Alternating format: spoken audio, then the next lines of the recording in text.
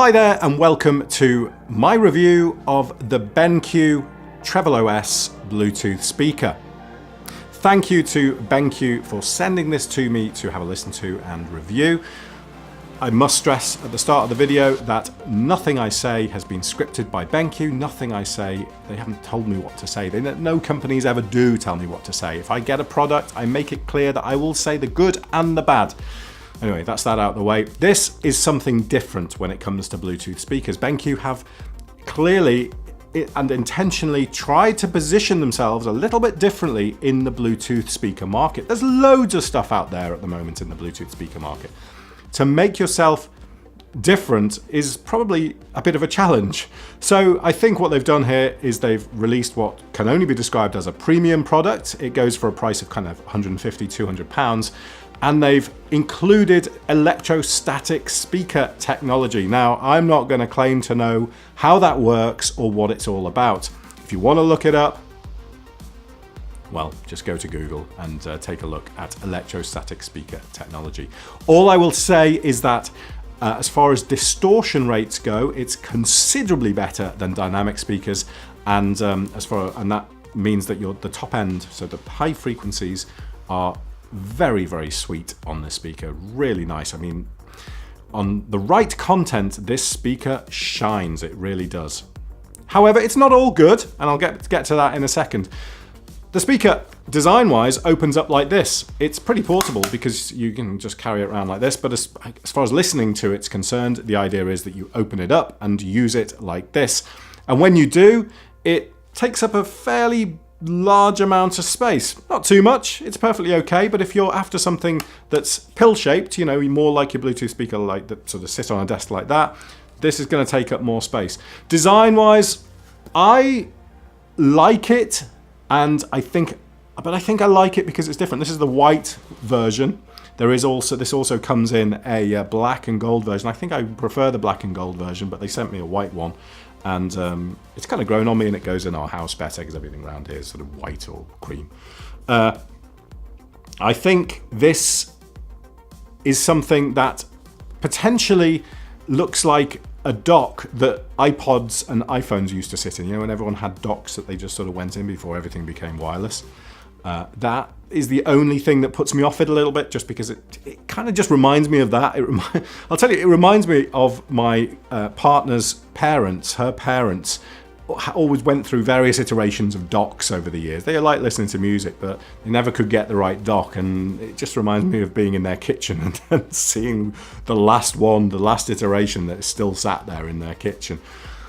But apart from that, if I can get over that in my mind, it is clearly a nice design. It's well thought out.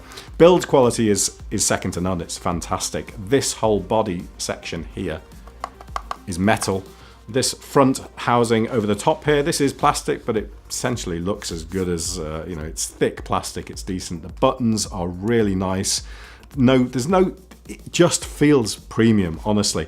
This is potentially going to get damaged, I think. These kind of speaker grills can easily get knocked and dented, and if you get a dent in a speaker grill like this, you'll never be able to get it out. But if you're careful with it, it's fine, and it's the same with any product. You know, if you knock it about, it's going to get damaged. They're not made to, last forever, these things.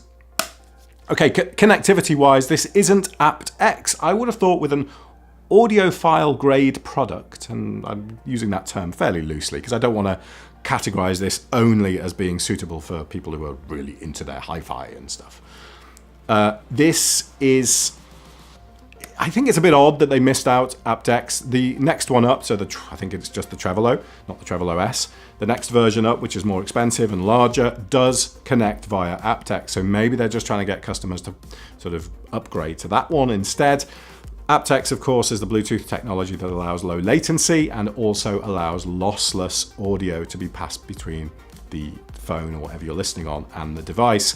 This just uses your standard Bluetooth protocols. That means the quality is never going to be as good over Bluetooth as it is over a wired connection. And in fact, BenQ were keen to point out that when listening to this, it's good to try it on Bluetooth, but also try it connected via USB, because this will connect via USB, not just to charge, but also as a sound device on your computer. So you can connect your computer to there, and listen just as any other sound device, or you can just connect it to a 3.5mm jack, but of course that is an analog connection. So it's nice to have that USB connection on there, but of course then defeats the object of it being wireless, doesn't it? So yeah, electrostatic speaker technology. Top end, wonderful. If you sit in front of this speaker like this, it sounds great. One of the key problems I would point out is that it's very, very directional. If you angle the speaker just slightly off, you lose that really beautiful top end. I mean, it still sounds good, but you lose that really, really sweet stuff. So, you know, you've got to have it right facing your face. It don't have to be close, and obviously the further away you go, the bigger that sort of movement can be.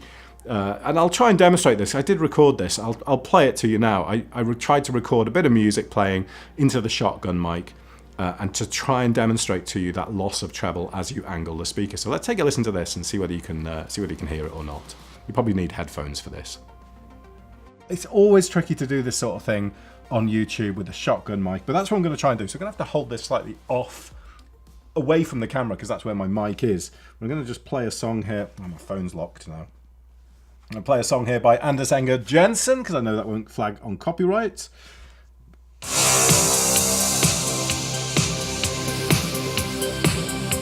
So that's holding it dead on. And if I angle it away,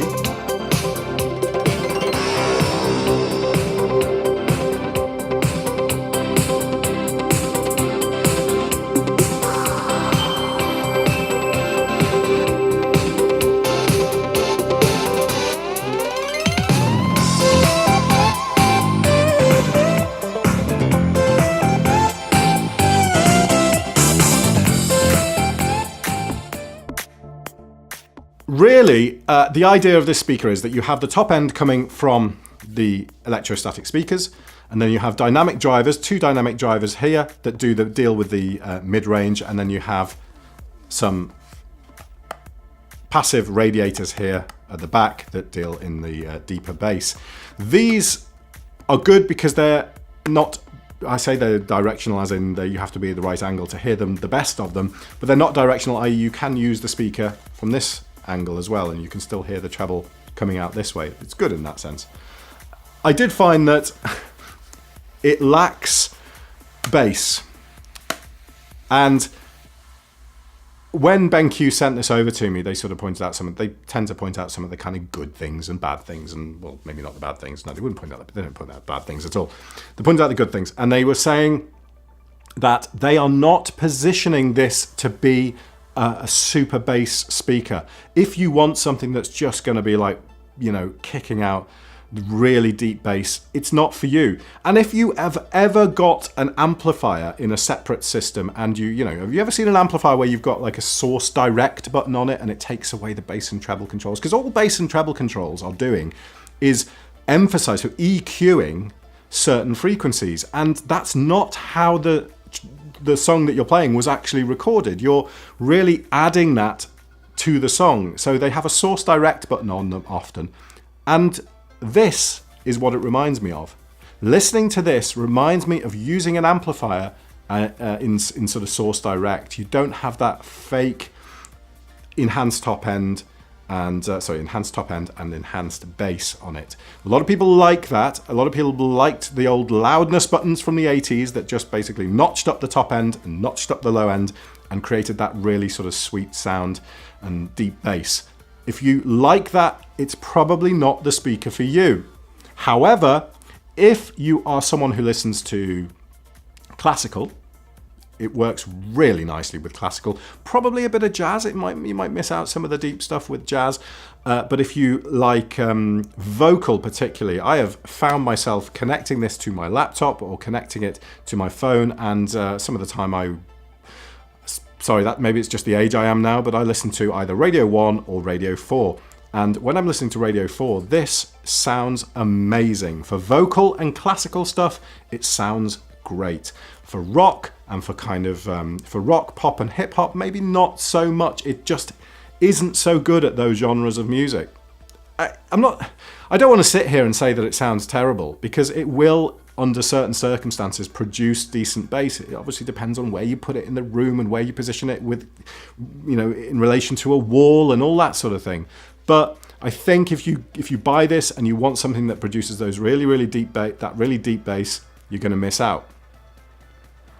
And you know what? I think that's a bit of a shame, because I reckon they could have made this a little bit differently. They could have maybe enhanced these, made them a bit bigger, I don't know, just changed the way it's done inside or whatever, and actually had a button on top that you could make it that speaker as well. So you've got something that suits your kind of source direct, if you like, and then has your little kind of loudness button on top, and then you cater for both parts of the market. Get more distortion at high volume, but if you want that deep bass, go for it. If you want something that's really clean and really nice, then just turn that off and yeah, use it like that.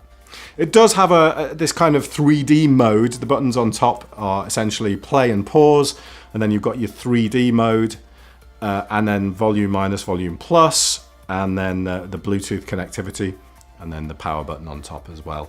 But the mode button puts it into a kind of 3D mode, and I haven't seen any major difference with that. It changes the sound, but I'm not sure whether it changes it for the better or for the worse. It just makes it different. Overall, though, this speaker is... when I started using it, I was like, I'm not sure. I was comparing to one of those Bose SoundLink Minis, and I do like the sound of that. It always produces something that fills the room nicely. This, however, is just different, and it's really grown on me. I found myself connecting it to devices more and more, and going with the sound, whether it's just be for listening to, whether it's just be for listening to news. I don't really listen to classical music, but I took it to my parents' house and played classical music through it to them, and they really liked it. And yeah, I just find myself using it more and more because it feels like such a capable product, and it is. It's just those, you know, I just wish they would sort of enhance that kind of sound quality a little bit, and it wasn't quite so directional. Overall, would I recommend this? I'd recommend trying this. I think you can't, the reviews that come online and try and play the audio through the microphone on the camera are not going to do this any justice. You need to try it yourself and see whether or not it suits the style of music that you listen to. It's a wonderfully made product, really nicely made. The battery life is quoted to be 18 hours, but probably more in the region of 16, 17 hours, which is fantastic for a Bluetooth speaker. And it charges in just a couple of hours. So, and having the USB connectivity on the back is decent too. Overall, a nice product, well worth a look if you want something a bit different and something that it's worth it just to listen to this these electrostatic speakers. Honestly, if you want sweet top end, go for it, because this produces the nicest top end I think I've ever heard on any speaker, in fact, never mind just a Bluetooth speaker. Anyway, that's my review. They're my thoughts on it. I hope that's of some use to you. Sorry this isn't like a big scripted video, but I hope that's useful to you, and thanks very much for watching. I'll see you soon.